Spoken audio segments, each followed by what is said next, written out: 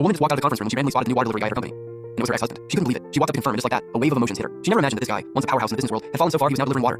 So she spoke up. How did you end up here? The moment the man saw his ex-wife, his mind flashed back to when his company went bankrupt. The screaming fights, the blow-ups, until it all ended in divorce. She slowly walked up and asked if there was anything she could do for him. But the man calmly told her, him and his son were doing just fine. He also said he'd be coming to deliver water every single day, and she didn't need to make small talk with him. After all, having a water delivery ex-husband wasn't exactly great for her image at work, and with that, he pushed his cart and walked away. That afternoon, she still couldn't stop thinking about him. She tracked down the address on the water jug, showed up, and saw how rough things really were. So she pulled out a bank card and handed it over. To hold on to whatever pride he had left, he lied, saying he was delivering water just to experience real life. But nobody knew his company had already gone under, and he was drowning in debt. To keep his son fed, the man was grinding all day delivering water, then spending his nights doing rideshare, playing both mom and dad.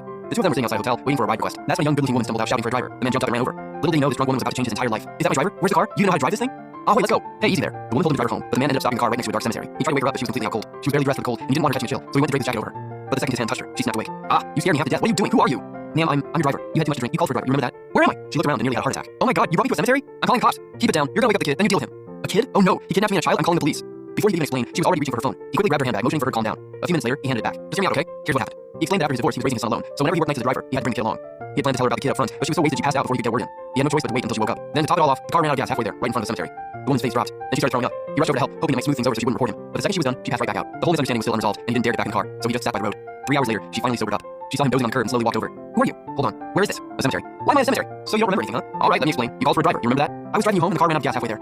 Then why didn't you fill it up? Are you serious? A car that size? You know how much a full tank costs? That's like a week of meals for me. And what if you sobered up and had no clue what happened? Who was I gonna go to then? You threw up earlier. You see that? I was the one taking care of you. I was worried something might happen to you. So I stayed here and watched over you. With no other choice, he patiently walked her through the whole story one more time. She finally got it and apologized. She went back to the car and pulled out a few $100 to make out to him. He didn't take much, just pulled out 2 bills, then asked if she could throw him a 5-star review while she was at it. Then he turned to leave. But she suddenly called out to him. I was out of line. Forget the review. Please, just don't report me. I'll give the money back if I have to. That's not what I meant. Can you just stay and keep me company for a bit? So he had her sit in the car while he stayed crouched on the curb just talking with her. Guys like him, not greedy, always classy, were hard to come by. And that's exactly what made her start to like him. The next day she reached out first. Hey, hi, it's me, the one you drove the other night, the one parked in front of the cemetery. Oh yeah, I remember you. So here's the thing, I just started a company and I'm still building out my team. Would you be interested in being my driver? No rush on the answer. I actually had an event this afternoon. Do you have anything formal to wear? If so, put something nice on. Come with me, I'll send you the address. Pick me up at the office at 2 p.m. I'll pay you $300 an hour. Sound good? Alright, thank you. Cool, see you soon. Back home, he dug out the suit buried in the back of his closet. Looking in the mirror, he flashed back to the glory days, standing at the podium in this exact suit, on top of the world. But those days were long gone. He'd gone from top level CEO to a broke water delivery guy just trying to pay off his debt. Even he had to laugh at himself. That evening he drove her to the event without a hitch. Miss Chan, I'll wait in the car, just call me when you're ready to head out. If you're just sitting in the car, why do you need to be dressed like that? For real? We agreed on a driver's rate. Bodyguard work is gonna cost extra. You're coming in with me tonight. He had no choice but to follow her in. The second they walked through the door, all eyes were on him. Everyone assumed he was her new boyfriend. This is my new driver, Xiao Xiang. Since when do drivers look like that? Right? No driver dresses like that. He's your new boyfriend, isn't he? Miss Chan's got great taste as always. Alright, stop messing with me. Right then, the secretary who once sabotaged his company was there too, and she found out he was now someone else's driver. She seized the moment and walked straight up to him. Well, it really is you, Director Xiang. Long time no see. Wait, you two know each other? Miss Chen, I just heard he's your new driver. You might not know this, but Director Xiang used to be my boss. IPD's Asia executive president. Quite the big shot. Such a shame that whole Hung Fu project fell apart. But hey, driving for someone? That's quite the step down for a man of your caliber. Excuse me, I need to step away for a moment. Don't let me hold you up.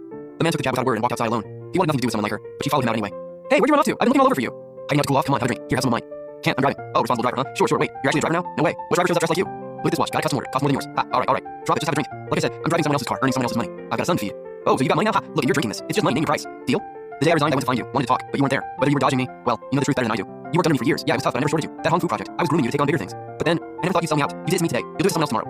That shut her up completely. What neither of them knew was that the woman had been watching the whole exchange. And right then, a bold idea started forming in her mind. Xiao Xia, go get the car ready. I'm heading out. On it. One mistake doesn't define you. Don't let it define your whole life. Just as he turned to go get the car, she called out to him again. Whatever she said next, he froze on the spot, completely caught off guard.